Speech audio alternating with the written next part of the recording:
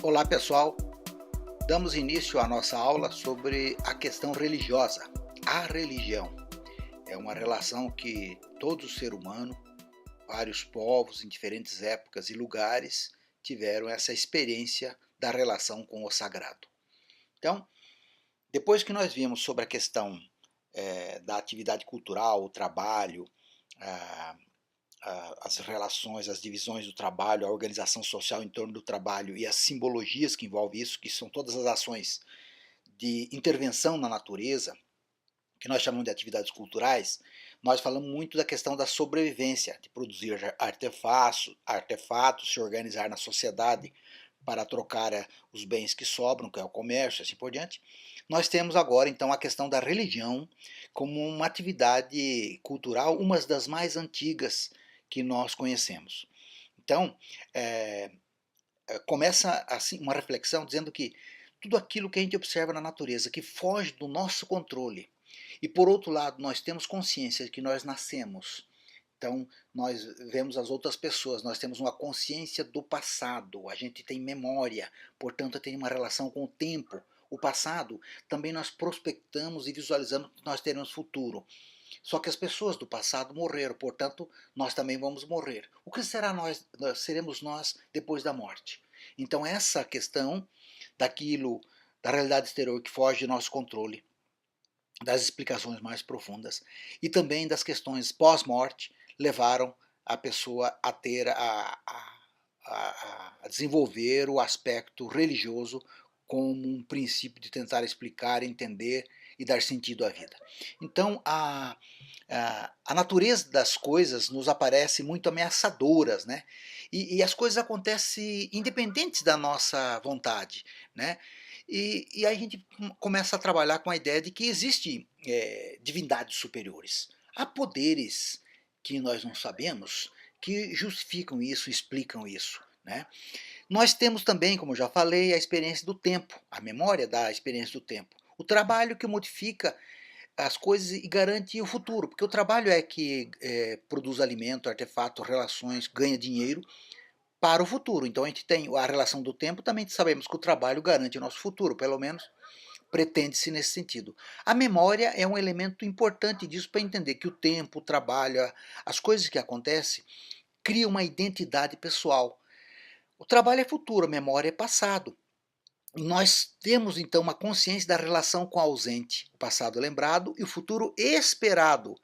Então, conscientemente, então podemos dizer assim que a questão do sagrado, ela vem também de uma atitude de consciência, né? Porque o futuro é um futuro esperado.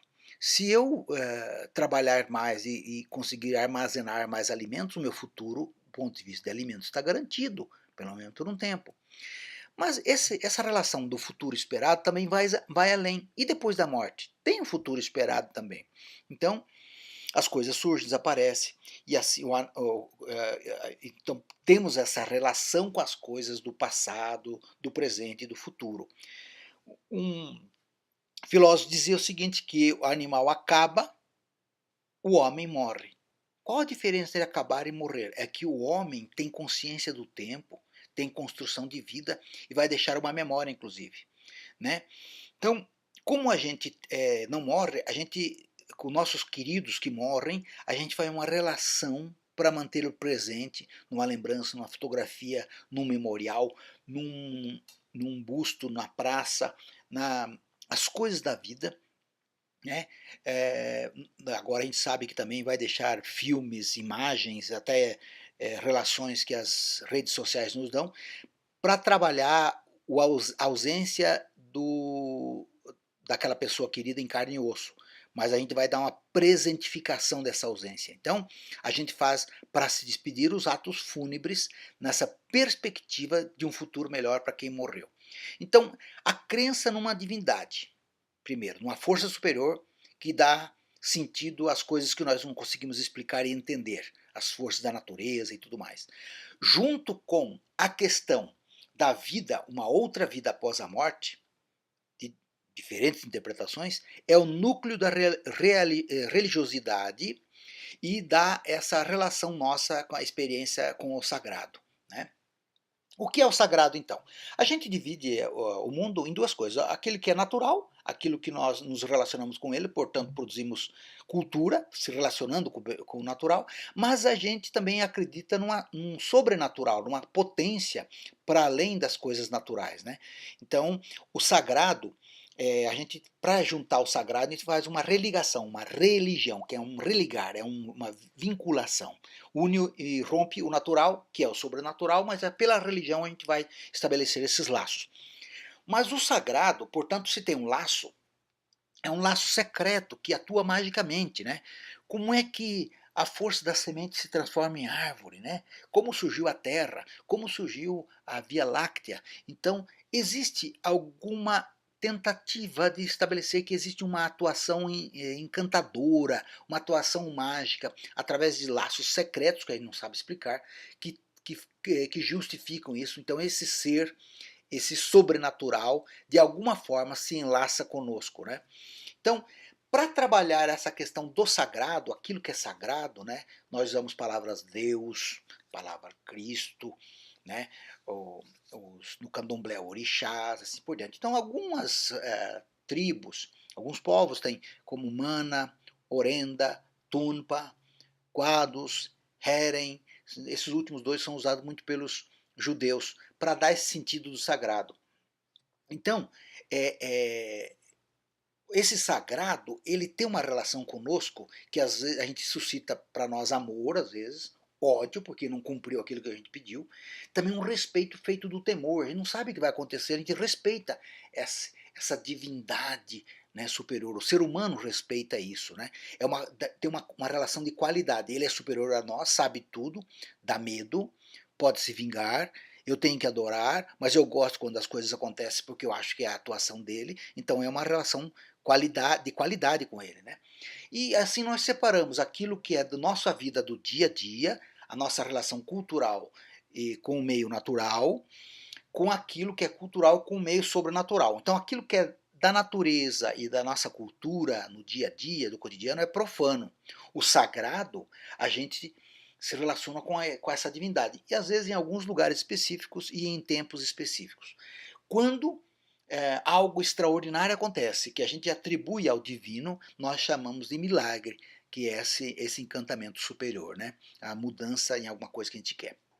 Então, como eu falei, a palavra religião é ligar esse mundo profano que nós vivemos no dia a dia, com a natureza, a nossa cultura terrena, com o sagrado.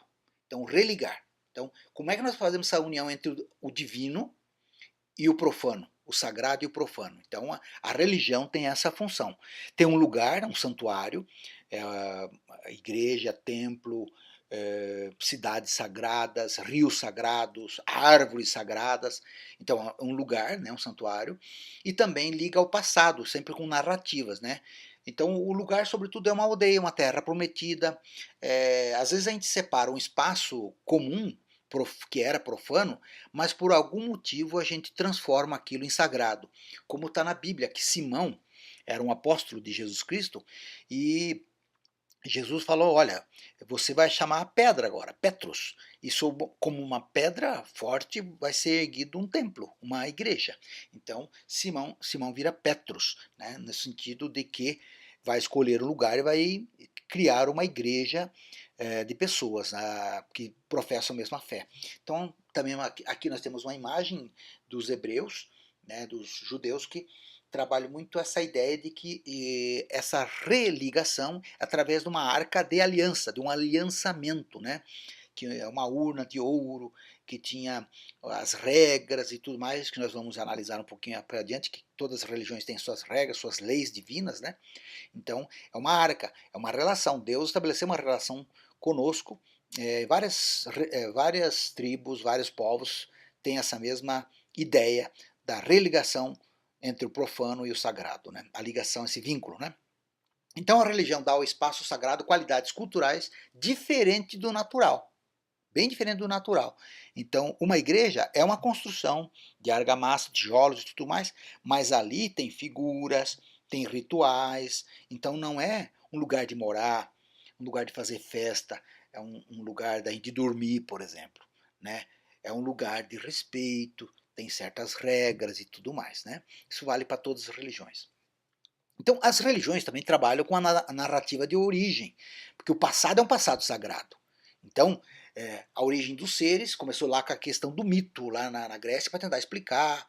Né? Era, na verdade, quando ainda não existia nem a filosofia racional e nem a teologia, que é uma tentativa de dar racionalidade à questão dos deuses,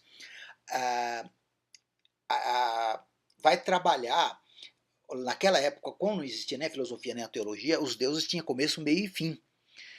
Com o surgimento da filosofia, a teologia vai influenciar, de certa forma, nas novas religiões, dizendo que os deuses é sem começo, sem fim, porque daí tem uma certa lógica do poder pleno, absoluto dos deuses. Né? Então, os primeiros deuses da humanidade tinham começo, meio e fim. Os deuses seguintes das principais religiões atuais são deuses, a obras e tudo mais que não tem começo e não tem fim, pode tudo, etc e tal. Então essa narrativa é uma narrativa sempre antiga. Então não existe religião que surgiu ontem, de um Deus de ontem, de um profeta de ontem. Sempre é muito antiga. Né? Então o passado ele é sagrado. E ele começa, é uma tradição já dos povos antigos de quando trabalhava as origens, nessa narrativa, de deuses que deram origem a outros deuses. A teogonia. Agonia é gerações, né? Gerações de deuses, um pai, filho, neto, assim por diante, né? São deuses, semideuses, heróis, monstros e tudo mais. E passou lentamente também para uma explicação da organização da origem do mundo. Então, origem dos deuses e origem do mundo. Então, a organização do cosmos, a cosmogonia. Teogonia e cosmogonia são narrativas que explicam a origem das coisas. Com as religiões mais atuais, digamos, quando eu falo atual, eu já me remeto a 2, 3 mil anos atrás. Né? Não existe tanto essa teogonia e nem a cosmogonia, apesar de que sempre tem alguns traços disso, como era na origem do mundo, como a origem dos primeiros profetas, assim por diante. Sempre vai restar. Mas aí o Deus para de se procriar, é um Deus único, um Deus permanente, né, ou deuses, né, quando tem mais de um. Né?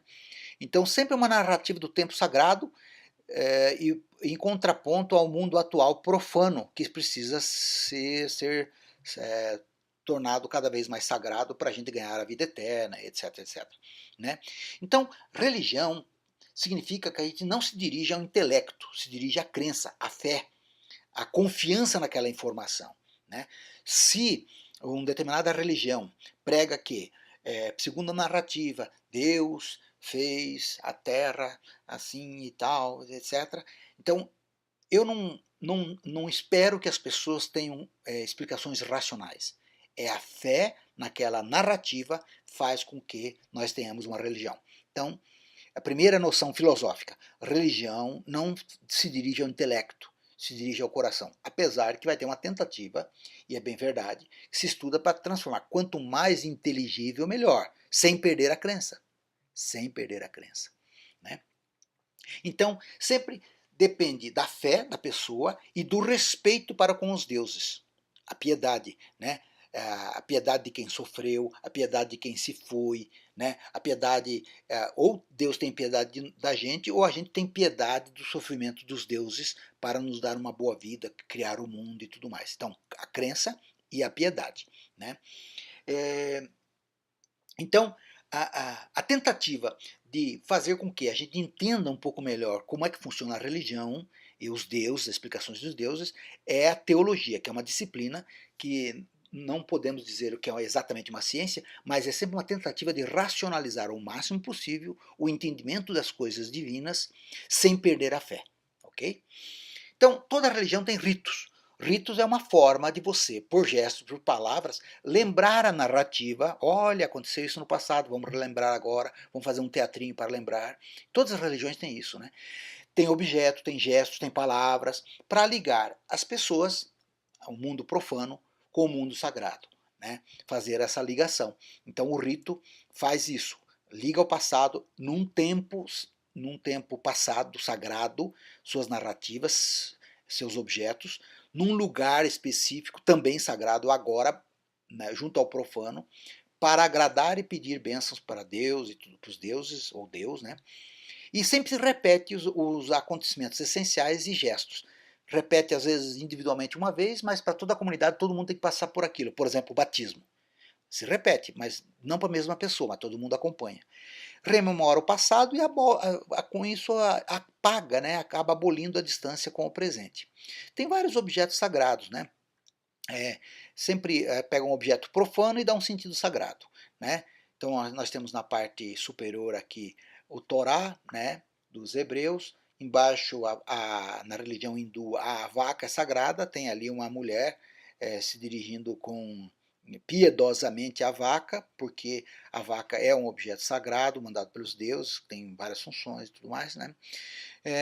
Então, tabu, por exemplo, para os hindus é comer carne de vaca, porque é intocável, não pode fazer isso. Então o tabu significa algo que é separado para usar como sagrado. Por exemplo, a vaca para os hindus é um objeto sagrado.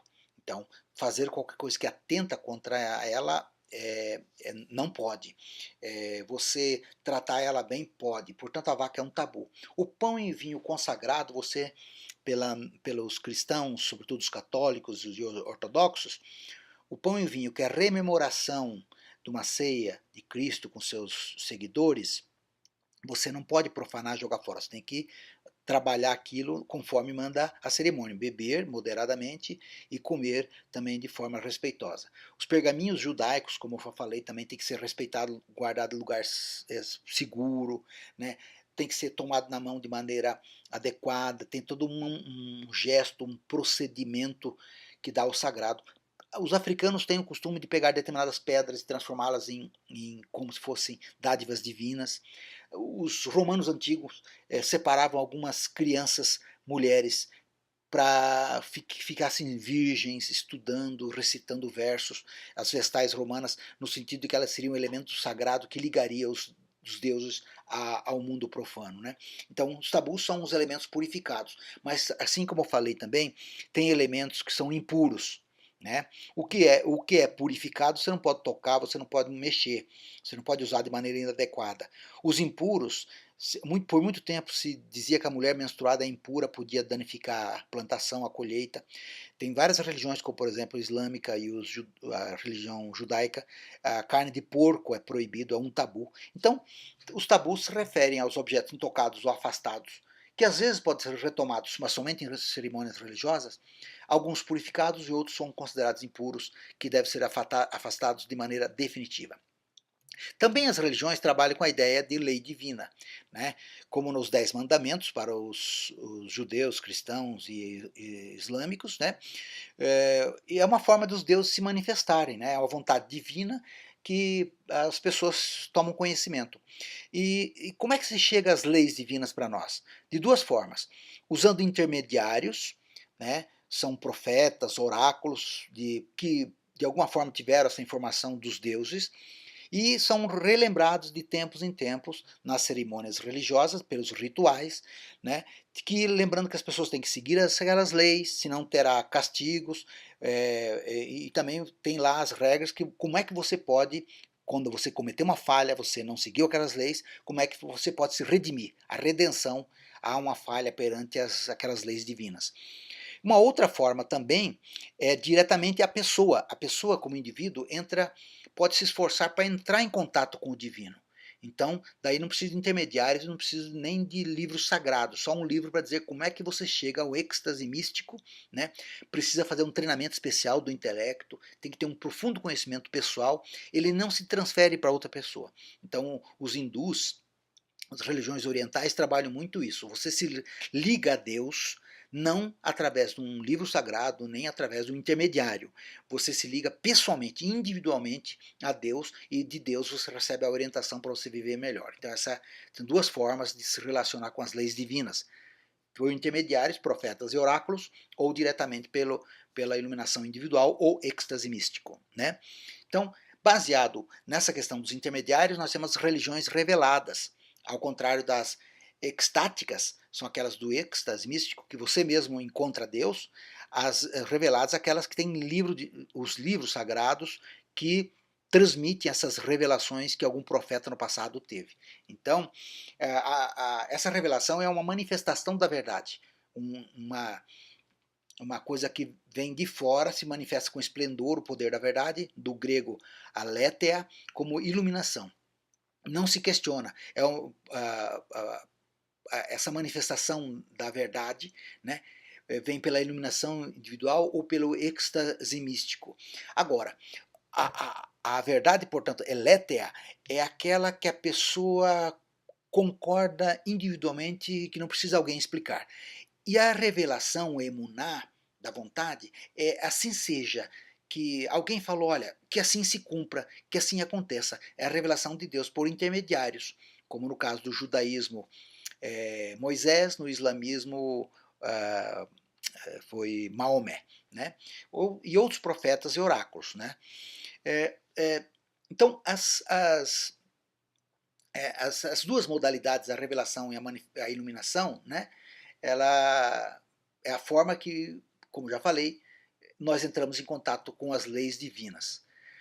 Uma outra coisa que todas as religiões trabalham é a vida após a morte. Toda religião, como eu já falei, como a gente tem uma consciência do tempo, tenta trabalhar uma vida após a morte. Então, a explicação da maioria delas é que no início dos tempos imemoriais, há muito tempo atrás e tal, todo ser humano era imortal, mas alguém cometeu uma falta, abusou daquela liberdade que Deus nos deu, ou que os deuses nos deram, né?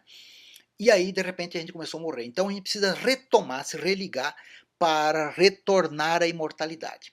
Então, uma forma da gente preservar nossa imortalidade, né, em parte, é dizer que nós somos compostos de uma matéria sutil, uma matéria muito, muito imperceptível, muito fraquinha, mas que é uma essência muito forte, né?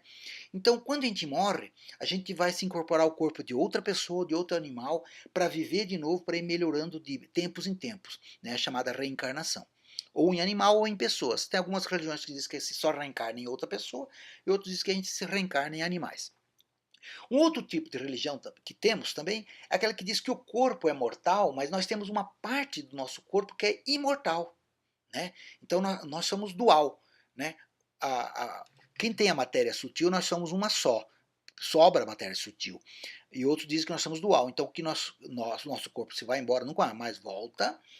E se eu seguir as leis, se eu seguir as tábuas, né, divinas, e eu for perdoado, a minha alma vai ficar imortal, vai para um lugar melhor, né? Então, por isso que a gente faz rituais, tem lugares fúnebres, né? Todas as religiões, os gregos, os egípcios preservavam o corpo inviolado, embalsamado, para ajudar os deuses a lembrarem, olha, aqui está a pessoa, faz a alma dele, protege bem a alma dele, ou faz ele voltar a ressuscitar. Então, várias abordagens que se dava após a morte, né? Para os gregos, tem uma ideia, e algumas religiões indígenas, africanas, tem uma ideia de que quando você morre, aquela parte sua, ou a matéria sutil, ou a sua alma, que é a segunda parte do um outro elemento dual do nosso corpo, da nossa vida, né? Porque a nossa vida é feita de corpo e alma, ou de matéria sutil, conforme a interpretação religiosa, a gente pode se incorporar ao vento, à árvore, à chuva, ao mar. Então, por isso que tem gente que adora vento, tem gente que adora o fogo como elemento de encantamento, o mar como Iemanjá. Então, essas formas de você interpretar que há um encantamento. As pessoas, essa alma, essa matéria sutil, ela pode vagar por aí, né? Pode reencarnar, pode ficar sem reencarnar. Então tem várias interpretações de vários tipos de religiões, né? Mas a religião sempre trabalha com a ideia da salvação. Todas elas têm a questão do perdão individual, do perdão coletivo, desde que você respeite essas leis divinas. Há uma ideia também dessa ideia salvacionista do hebraico, é que o Messias, do hebraico, ou Cristo em grego, a mesma coisa, Messias no hebreu, na linguagem hebraica, e Cristo na linguagem grega, né? Que são profetas, são pessoas enviadas por Deus para nos ajudar a guiar a gente pelo caminho da salvação, né? Como Maomé para os islâmicos, assim por diante. O milenarismo é um movimento que diz que esses profetas voltarão, né? Deus mandará um novo Messias, ou mesmo um Messias anterior, né, para salvar a todos. É sempre uma espera de que algo novo, um guia novo vai acontecer, então é bom ficar preparado para esse dia chegar. Chamamos isso de um movimento messiânico, por conta de Messias, ou milenarista. Eu tenho um pouco de dificuldade de falar isso, né? Também uma outra ideia que se trabalha nas religiões é a questão do bem e o mal, né? A realidade é binária para a maioria das religiões, né? Para os politeístas que acreditam em vários deuses, existem os deuses bons e os deuses maus. Então, evidentemente, você tem que escolher é, que potencializar seu Deus bom, agradar ele, para ele sempre se proteger contra os deuses maus. Para ele sempre é uma dualista, divindades são sempre antagônicas, né? Para as religiões que acreditam num Deus único, como cristãos, judeus e muçulmanos, o Deus, ele não é, ele sempre será um Deus do bem, sempre será um Deus da bondade eterna, do perdão eterno. Mas aí como é que vem o mal? Então o mal é uma espécie de uma divindade inferior. É alguém que é inferior a Deus, que está aproveita a nossa liberdade que Deus nos deu e ele se incorpora nessa liberdade para criar problemas para nós mesmos, né? Então, nós temos alguns problemas é, filosóficos e teológicos em relação ao monoteísmo, como se existe só um Deus, o Deus do bem. Para as religiões politeístas, que tem divindades boa e má, né, dual, não tem tanto problema, porque tem um Deus do mal, um Deus do bem. Agora, para os monoteístas, o Deus é só do bem, ele é eterno, maravilhoso e tal. Então, como é que esse Deus do bem que criou tudo criou o mal? Tem outros deuses? Não tem. O 10 mandamentos é de um único Deus, né? Qual a origem então do mal? Os anjos foram expulsos e tentam cooptar humanos. Eles dizem isso, olha, tem alguns que cometeram falhas e tentam cooptar os humanos para as suas falhas. Então eles se valem da liberdade dos humanos, né? Que o ser humano, então, portanto, tem a escolha, pode escolher mais para o caminho do mal ou o caminho do bem, através do pecado, né? Então, se você pecar, se você infringir aquela norma das leis divinas, é o pecado. Então, se você pecar bastante, o mal, aquela divindade inferior, vai estar contigo e você depois não vai ter a vida eterna, porque o Deus é o grande e poderoso que você vai encontrar, né? Então, o mal não é o contrário exatamente de Deus, é que você não fez o bem, é a ausência de bem, assim como a escuridão. O que é a escuridão? É a ausência da luz, é a mesma coisa, Deus é luz. Quando você não tem Deus, você tem escuridão. Então essa é a explicação mais teológica para fugir desse paradoxo que Deus criou o mal, é dizer que não exatamente que o mal é contrário de bem, é que se você não adorar Deus, não cumprir suas leis, você não terá Deus, simplesmente isso, né, do teu lado. Então, há também a ideia de que Deus tem uma inteligência imaterial perfeita. Então você tem que chegar nessa questão não material perfeita, né, que representa Deus. Então, o pecado é como você transgride a norma divina, né? Então, os tabus, etc. Né? Então, tem algumas religiões que o pecado é exterior, é mais coletivo, onde a pessoa passa vergonha. Você comeu carne de vaca, por exemplo, e as pessoas falam, nossa, que vergonha, você comeu carne de vaca e tal. Claro que daí tem uma forma de você purificar. Sacrifícios, rituais de purificação, fazer o bem para os outros. Né? Babilônicos, celtas, budistas, chineses, etc., trabalham muito essa questão da vergonha como como uma parte do pecado e a pessoa tem vergonha, portanto ela sente culpa, né? Então o remédio seria a purificação pessoal, individual, jejum, autoflagelo, ou alguém fazer um trabalho, rezar por você, andar com você, enfim, fazer alguma ação religiosa contigo. Na maioria dessas religiões, a falta é uma fatalidade, um destino, é um ser humano que fica enfeitiçado. Se o pecado é muito grande, né, daí ele se torna fatal. Ele é muito difícil de ser curado. Então, o destino, né, o amor, o destino fatal, o fatum, que é o destino, e quando o fatum é muito grave, ele é muito complicado. Então, aí o esforço é maior para a redenção. Tem outros que o pecado está voltado para o interior, para suas intenções, seus pensamentos.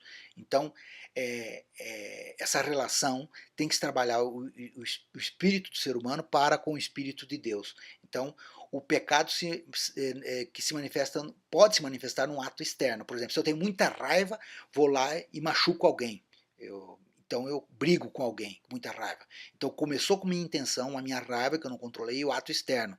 Então também isso dá culpa também, ou por erro, eu me equivoquei, interpretei mal uma norma, cometi alguma coisa ruim, né? Ou então quando eu quis mesmo fazer aquilo, tenho culpa mesmo. Então o perdão também depende de duas coisas, do arrependimento e da graça divina. Para aquilo que é interior, portanto o pecado está muito ligado ao interior da pessoa, com a intenção da pessoa, depende também da graça divina. Quer dizer, Deus deve querer te perdoar. Claro que você vai fazer um esforço para isso. Um sacrifício pessoal, né? Você vai se doar dinheiro para a igreja, você vai fazer atividade de caridade, vai jejuar, vai fazer abstinência sexual, enfim, vai andar de joelhos, vai fazer uma série de coisas para atrair a graça divina para aquele pecado intencional que às vezes se manifestou externamente, que você fez dentro da sua cabeça. E tem algumas religiões, sobretudo o judaísmo, o islamismo e o cristianismo, que trabalham com a ideia do pecado original. Que como nós éramos imortais no início, perfeitos, teve algum problema, no caso aí quando a maçã foi comida por Eva, incentivado por uma cobra, que representava o pecado. Então nós nós originamos um pecado original, de um ato sexual que seria um pecado em tese, né, que não seria bem adequado. Isso está mudando um pouco, mas essa origem de toda essa questão do pecado original, que é uma decorrência daqueles primeiros pecadores, daquela primeira mulher, aquele primeiro homem que pecou. Então a gente através da confissão, arrependimento, penitência no judaísmo se resolve isso. No islamismo, o pecado bastante grande, né, é uma idolatria, adorar outros deuses, crer em outras coisas, a vários outros deuses, e também acumulado ao pecado judaico, não respeitar as tábuas, né? E então, pela constância, você seguir sempre, pela fé, fazer obras, jejuar, o arrependimento, fazer penitência, andar de joelhos e tudo mais, você consegue o perdão divino e vai viver melhor. Para o cristianismo, São Paulo e Santo Agostinho introduzem então aquilo que eu falei, que aquele pecado original lá do primeiro homem, primeira mulher, ele passa para nós. Então ele vem passando. Então não adianta você achar que você nasceu sem pecado. O pecado já foi passado para a sua descendência. Essas são as ideias dessa religião cristã. Então, a gente tem que fazer uma expiação coletiva. Então, por isso que nós precisamos criar as igrejas, lotar as igrejas, rezar bastante, e Deus vai dar a graça, vai resolver, vai ajudar a diminuir esse pecado. Então, mas mesmo assim nós enfrentamos no cristianismo um problema teológico que se considera insolúvel. Se Deus pode tudo, se Deus sabe tudo, então ele sabe previamente o pecado de cada um. Se o pecado de cada um vai acontecer por antecipação, então não adiantaria ficar rezando. E Deus, mas Deus vai mudar. Não, mas então ele deve saber que vai ter o perdão. Então é muito difícil conciliar sabe tudo, pode tudo, com aquilo que o ser humano pode e com aquilo que o ser humano vai mudar. Então se muda é porque não estava sabendo. Não, mas estava sabendo, então se vai mudar, já estava sabendo de antemão que ia mudar, então não importa o que eu faça, vai acontecer da mesma forma. A explicação teológica cristã é que isso é o mistério da liberdade do ser humano. Existe uma liberdade misteriosa, mistério da fé, né? E também trabalha a ideia do coletivo, que o coletivo vai ajudar a resolver isso, né? E como também outro problema insolúvel é como falar em liberdade, e se a gente tem liberdade para escolher de um pecador que Deus sabe que ele vai cometer o pecado. Então, como falar na liberdade e na livre escolha da pessoa, daquele que vai pecar, se Deus sabe de antemão que ele cometeria o pecado? Então, ou que ele vai se arrepender, ou que, enfim, há um paradoxo aqui, um problema teológico, como eu já falei, explicado pelos mistérios da fé. Por fim, nós vamos ver as críticas que alguns filósofos fazem à questão da religião, da religiosidade. Aqui não significa dizer que não existe religiosidade nesses filósofos, mas a crítica que eles fazem à religião em si. Nós vamos ver, inclusive, que temos filósofos que são deístas, que defendem a ideia de Deus, mas não defendem a ideia de religião, que é a religação, que é o ambiente sagrado, os tabus, as narrativas e tudo mais. Então, os pré-socráticos dizem que eles eram contra o politeísmo, porque se é divino, tem toda a potência, é pleno, portanto único. Né? Tem um certo fundamento. Os filósofos lá, anteriores a Sócrates, como Parmênides, Heráclitos, Tales e tudo mais. E também eles eram contra as formas humanas que se davam aos seres, porque se esse Deus é supra-humano, ele não tem formas humanas e nem defeitos humanos. Né? Essa crítica é retomada por Platão, Aristóteles, inclusive pelos filósofos do estoicismo, 300 e poucos anos antes de Cristo. Né? Depois, Epicuro e Lucrécio vão dizer que a questão de a gente criar uma fábula, uma ilusão, o medo da morte, o medo das coisas naturais, é pura superstição. Né? Então eles trabalham a ideia de que a religião é uma forma simplória de entender o mundo, portanto não tem fundamento. Baruch Spinoza, filósofo lá da virada dos anos 1600, ele diz assim que as pessoas acreditam, criam uma religião porque tem medo das coisas que estão acontecendo na natureza, tem esperança, e eles acreditam numa sorte arbitrária, numa fortuna que vai acontecer. Portanto, vamos fazer alguma coisa aqui, alguma mágica, adorar alguns deuses, para que a boa sorte venha para o nosso lado. Então ela foi criada a religião, mas aí surgem os padres, surgem os pastores, surgem os sacerdotes. Vamos falar a palavra sacerdote que reúne todo esse pessoal. O sacerdote com o poder de dizer o que é, o que não é legal, o que é tábua divina, como deve ser interpretado. Então surge um certo poder, uma tirania. Ele diz o seguinte, que esse poder é um teológico político, ele não é só de Deus. Adotam procedimentos de explicações próprias e com fins de poder. Portanto é teológico político, portanto é tirano, a serviço da tirania. Então essas críticas todas dos pré-socráticos, de Platão, Aristóteles, os estoicos, né, os estoicos falavam assim que a gente tem que controlar as pulsões, né, nós temos que ter um autocontrole. Epicuro, que falava aproveitar a vida de maneira moderada, Lucrécio e tantos outros, levou a ter uma ideia do deísmo, conhecimento racional da essência de Deus, né, que é muito usado nos cursos de teologia. Então, negam a imposição de leis divinas por revelação e sobrenaturalidade, mas entende que existe uma energia inteligente que emana da natureza, que é possível conhecer pela razão e é contrária a qualquer superstição. Então eles são contra o encantamento do mundo. O mundo não é encantado, ele é entendido, ele aparece que é mágico e tal, mas não é, tem que ser buscada a explicação para isso. E também eles são contra o poder teológico político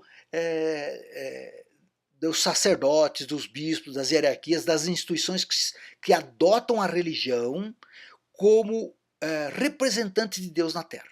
Então a crítica é contra o encantamento do mundo e contra o poder tirânico do teológico político das instituições. Com isso, então, nós entendemos que religião é uma coisa muito importante para se estabelecer com o divino, né, o sagrado, né, o poderoso, e também para a gente estabelecer uma relação boa após a morte.